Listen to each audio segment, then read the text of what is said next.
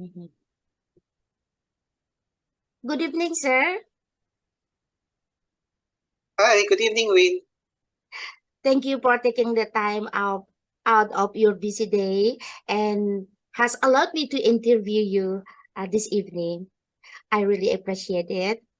Let me introduce myself. I'm Ringa Bukay from EMA OED BSED English major, and I have some questions to ask, and I need your opinion.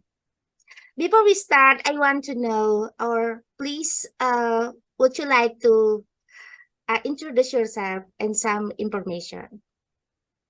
Okay, I'll give you just the basics. So let's start with my name. I'm AJ Adipio. It's actually Anthony, but you can call me Sir AJ. I'm 15 years old. I graduated at PLM, major in computer science. My recent teaching stint is also in PLM. I'm handling CS and IT courses, and roughly I've been teaching for 20 years. So that's just about it. We can start with your questions. Okay. Oh, I have to know, and how long you've been teaching? 20 years roughly. 20 years. It's great Yep. long. Okay, sir, we're going to enter the main questions. As a teacher, I want to know your opinion about this. And what is an ideal teacher for you, sir? Okay. Firstly, since you're asking for an ideal, that means we have to go beyond the basics. So we have to assume that the teacher already has the minimum requirements. So we're going above the minimum requirements since you're asking for what is ideal or a perfect teacher, basically. So for me, that boils down to several things. But number one on the list is somebody who is respected and loved by the students. That's where it boils down to. Also, it's somebody who is capable of inspiring the love of his students, as well as somebody who can inspire, in turn, the love of learning Mm-mm. on the students. Of course, this requires that the teacher needs to be genuinely invested in the growth of student and also in love with learning itself. That's all. Okay, thank you, sir. So, as a teacher, what teaching philosophy do you apply? There are several. Let me speak from the top of my head. First things first, uh, it will be obvious after a long time of teaching that students learn best by example. So you need to give a lot of examples. Also, it's true that practice makes perfect, so provide a lot of exercises. Mm-hmm. Now, in the school where I teach and graduated from, we place a lot of emphasis on critical thinking. So uh, we have to learn to teach students how to think critically and how to question everything so that they won't be limited to just memorizing facts because we have Google for that. Also, after some time, you must realize that you cannot force learning on students. The only thing that you can do is to motivate them. So that is the key, motivation. And there are many ways to do that. Okay. What else? Um, there's more. I think it's important that you learn to meet the students where they are. That means you have to know the level they're in and then meet them at that particular level.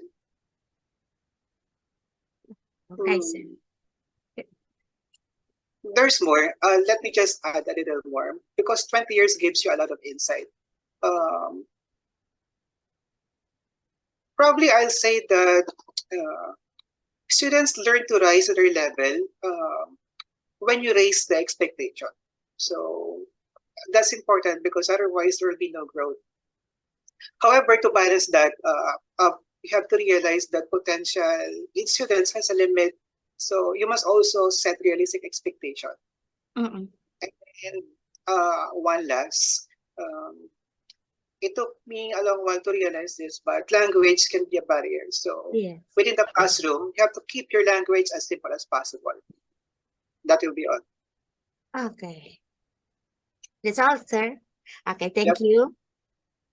So the next question is, today's education, the biggest challenge system is fraught with obstacles to overcome. So what are your thoughts on what to give attention to regarding the challenges in today's education system?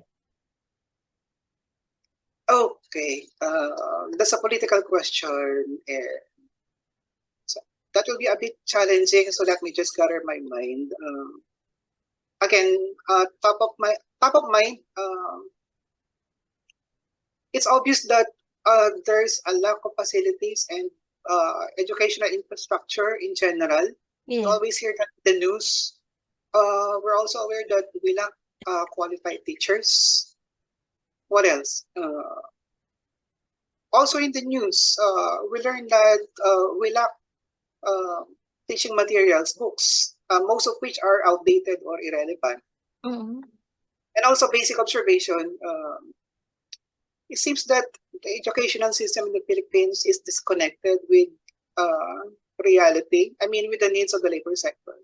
Mhm. That must be addressed. And lastly, the biggest factor or challenge will be the fact that the government does not give enough support and attention to the Government education. support, yes. Yeah. Beside the lack of the facilities and need the funds and government support. Right, sir. Is that okay? Yeah, I think that's That's where all, we sir. end. Okay, Yeah, sir. Thank you. Okay. So, what are your suggestions for solving these problems? Or maybe do you have ideas and how to fix them? okay.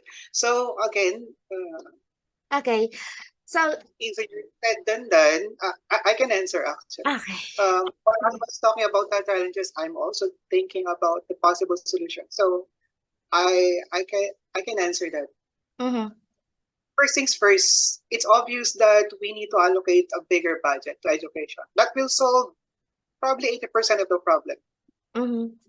more than half of the problem. Okay, facilities, books, teachers who needs to be paid their salaries. All of those require money, right? So Yeah. allocating budget will solve a lot of problem. Okay, so in connection with that, focus on teacher. We need to incentivize the teaching profession so we can hire more competent and qualified teachers because the teacher is at the root of the educational system, right?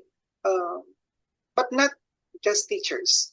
We need competency not just inside the classroom, but also within the ranks of the government, particularly in the DepEd and Mm-hmm. CHED. We need to assign competent people Okay. because that's where it all starts, right? Top to Yeah. bottom. I mentioned that there's a disconnect with the labor sector, so we need to dialogue with the labor sector so that we can decide where we want to excel. And lastly, at the very top, above them and above Ched, above Ched, Mm-hmm. we must elect a president Yes. who places a high value on education because it's his mandate in the first place. People below him just follow, right? So Mm-hmm. it has to start from the very top. So it's back to government and the political matters.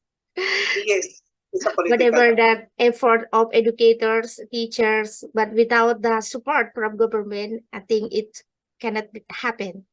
Is that It correct? cannot happen. Okay. Yes, Thank you, sir, for our great opinion, sir. And the next question, and then it will be the last question. What message can you give to those who aspire to be a teacher in the future? okay. This is the last question. Mhm. This is generic, but I'd like to personalize it to you because you are an Yes, aspiring, especially to me. especially for you, Win. Yes, thank you. few things, probably just three things. Number one, if you want to be a competent teacher, and Yes. everyone Mhm. who wishes to teach wants to be a competent teacher, right? Yes. If not, you're at least competent. You have to remember that preparation is the key. Okay. So always come to class prepared. So greatness starts before the game begins. So before you enter the classroom, preparation. Number two, um, we need to be realistic and realize that teaching is a demanding profession. But but uh, if you're really into it and if it's your calling, it can be very fulfilling. I can say that personally. Remember, I'm teaching for 20 years now. Yes. That's true. And lastly, some technical advice. If you want to make teaching your lifetime profession, just if, then you might as well pursue graduate studies. Otherwise, there'll be no progress. That helps a lot, especially if you want to climb up the ladder. And also Mhm. for professional development, for personal development, uh, Professional development. Okay. personal and professional development, and Personal. career. Yeah. And I think those are the three most important. For me, I'll keep it short. Yeah. So I guess that's where it ends. Okay, sir. So, sir, thank you so much for great opinions, and then for it's really uh inspired me as aspiration teacher, and or to be, yeah.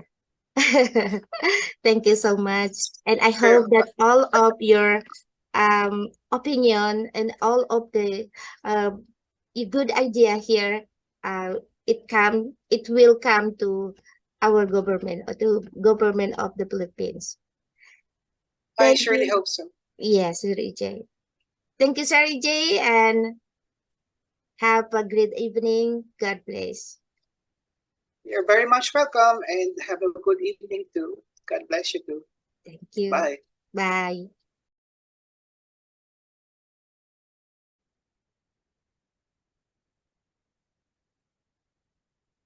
According to Mr. EJ Alipio, is a professional teacher and a professor from a well-known university in the Philippines, PLM University.